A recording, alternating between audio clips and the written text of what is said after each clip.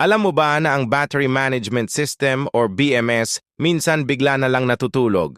Hindi ito sira, trabaho niya ito para protektahan ang mga battery. May ilang dahilan kung bakit nagsha-shutdown ang BMS. Low voltage cutoff kapag sobrang baba ng voltahe.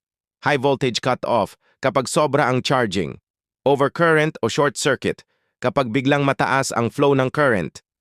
Temperature protection kapag sobrang init o lamig. O kaya sleep mode lang kapag walang load o charger. Kapag natulog na ang BMS, paano mo siya gigisingin? Una, ikabit ulit ang charger para ma-detect ng BMS ang tamang voltahe. Pangalawa, pwede ring i-disconnect at reconnect ang battery terminals para ma-reset. Sa ibang smart BMS, may reset button o app na pwede mong gamitin. Siguraduhin lang na tugma ang settings ng charger at controller sa specs ng battery. Kaya tandaan, kapag natutulog ang BMS, proteksyon lang yan. At kung gusto mo siyang i-reactivate, simple lang, charger, reconnect, o reset button.